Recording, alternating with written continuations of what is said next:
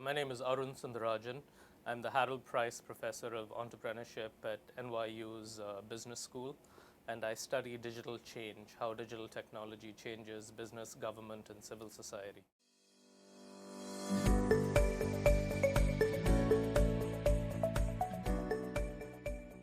Any technology that is integrating deeply into a financial transaction and fundamentally changing how that transaction is done, I put under the umbrella of FinTech.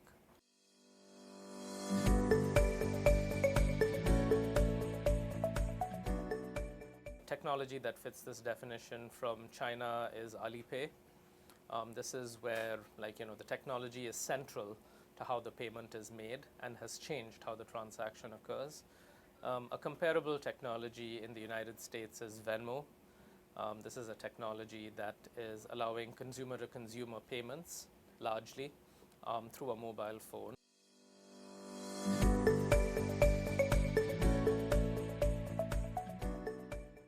The first is that it started from a different base. I think when these new mobile fintech technologies came out, many consumers in the United States and Western Europe already had credit cards. They were widely accepted everywhere. Whereas in China, the digital finance infrastructure was built on mobile. And so they leapfrogged the technologies of the late 20th century and went straight to mobile. That's one reason. I think the second reason is that more and more commerce in China is in your smartphone. Like, you've leapfrogged the desktop internet and gone straight to the mobile internet. Commerce is much more tightly integrated with the phone. And so a payment system in your phone tends to be sort of more convenient and greater value adding in China than it is in the US. I think a third reason is that consumers are younger. I don't mean age-wise, but in terms of consumption experience. 2 generations ago, the consumer society was very different in China. 1 generation ago, it was still very different. So it's this generation of consumers who are defining the consumer society.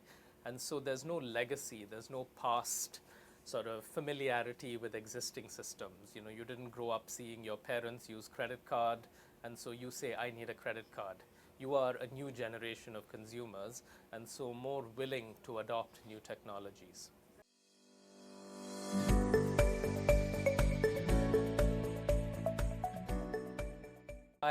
I've been to China 15 times in the last 4 years. I think the infrastructure in China in the cities is much better suited for bicycles than, say, in New York City.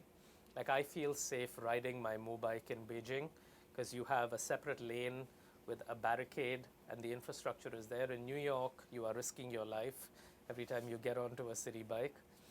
I think China's sharing economy has grown faster than any other countries in the world, partly because of similar reasons to why mobile money has grown. The consumers are willing to try a new consumption model. The trust systems are better developed. The payment systems are more seamless. And so, and the platform model, that is, a platform connects you to other sellers, is fundamental to e-commerce in China.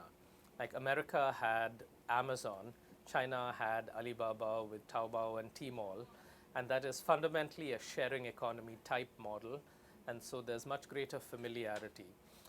It's natural to expect a lot of failures of companies during a time of experimentation, and I think with bike sharing in China, that's what's happened.